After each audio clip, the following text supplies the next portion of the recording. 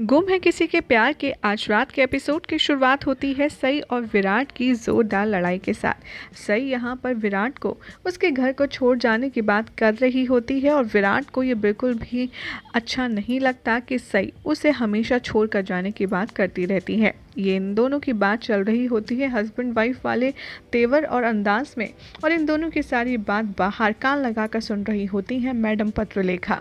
जैसे ही सई को परछाई दिखती है वो यहाँ पर पाखी का नाम पुकारती है और मजबूर में पाखी को निकलकर बाहर आना पड़ता है। विराट यहाँ पर सवाल पूछता है पाखी से कि तुम कमरे के बाहर क्या कर रही थीं? वो भी छुपकर हमारी बातें सुन रही थीं। तो पाखी कहती है कम ऑन विराट, तुम्हारा रूम और मेरा रूम एक ही फ्लोर पर है, तो इसलिए मैं बस कॉरिडोर में घूम रही थी ताकि मैं खुली हवा ले पाऊँ। विराट कहता है कि अगर तुम्हें खुली हवा लेनी थी तो तुम हमारे बेडरूम के बाहर क्या कर रही हो? तुम्हें तो बाहर गार्डन में जाना चाहिए था। विराट और पाखी की यहाँ पर जोरदार लड़ाई होती है, जिसके बाद पाखी बहुत ही ज़्यादा विराट पर खुलकर इल्ज़ाम लगाने लगती है बार बार, और वो कहती है कि देखा, तुम तो पूरी तरीके से सही के हो चुके हो। तुमने मुझे शुरुआत से लेकर अब तक हर्ट किया है विराट, तुमने मुझे बहुत रुलाया है। विराट यहाँ पर कहता है कि अच्छा एक बात बताओ, अगर मैं तुम्हारी उम्मीदों पर खरा नहीं उतरा तो इसमें अब मैं क्या कर सकता हूँ? पाखी कहती है कि तुम मुझे बहुत ज़्यादा गुस्सा दिला रहे हो विराट, और तुमने मेरी ज़िंदगी बर्बाद कर दी है। तुमने मुझसे मेरे सपने, मेरी खुशियाँ, सब कुछ छीन लिया है। यहाँ पर सही कहती है विराट सर, मैं आपको इस तरीके से पाखी दीदी के ऊपर गुस्सा नहीं करने दूंगी, और मेरे होते हुए यहाँ पर ये सब तो बिल्कुल भी नहीं चलेगा।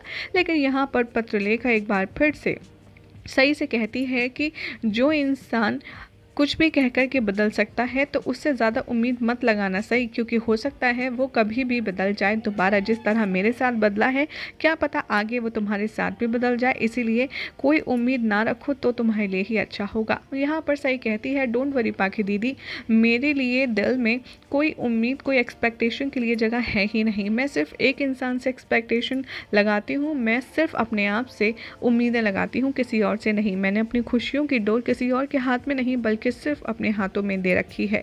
विराट ये सुनकर बहुत ज़्यादा अपसेट हो जाता है और सही ये कहकर के वहाँ से चली जाती है कि आप लोगों को जो भी बात करनी है आप उसे फिनिश करके अपने अपने रूम में सोने चले जाइएगा।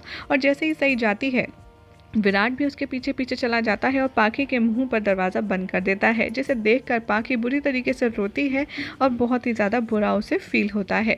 अगली सुबह का सीन दिखाया जाएगा जहां पर विराट बहुत ही गहरी नींद में सो रहा होगा, लेकिन तभी उसे कुछ तोड़ने की आवाज़ आएगी। वो उठ करके देखेगा तो सामने पिगी बैंक टूटा हुआ होगा, जहाँ पर सई ने अपने पैसे कलेक्ट किए होंगे और उसके पास में 10,000 रुपये कम पड़ रहे होंगे 50,000 पूरे पैसे करने के लिए। सही यहाँ पर विराट को कन्विंस करती है, रिक्वेस्ट करती है कि आप मुझे प्लीज़ 10,000 रुपये दे दीजिए ना। विराट यहाँ पर सही को तंग करता है और मना कर देता है कि मैं तुम्हें पैसे नहीं दूंगा, तो बताओ तुम क्या करोगी।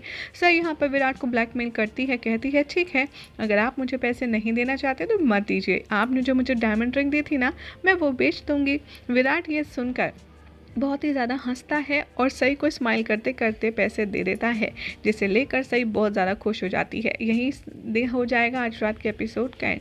कल रात के एपिसोड में दिखाया जाएगा वही कि कैसे सई 50,000 रुपये लेकर कॉलेज से देर रात तक नहीं लौटती है, जिसे देखकर घर वाले उस पर सवाल उठाने लगते हैं। और जब पत्रलेखा को पता चलता है कि विराट ने सई को 50,000 रुपये दिए हैं, तब वो उस पर और भी ज़्यादा चोरी से रिलेटेड इल्ज़ाम लगाते हुए कहती है कि क्या पता विराट वो अपने कॉलेज फ्रेंड के साथ घूमने निकल गई हो और उसे वक्त का ध्यान ना रहा हो।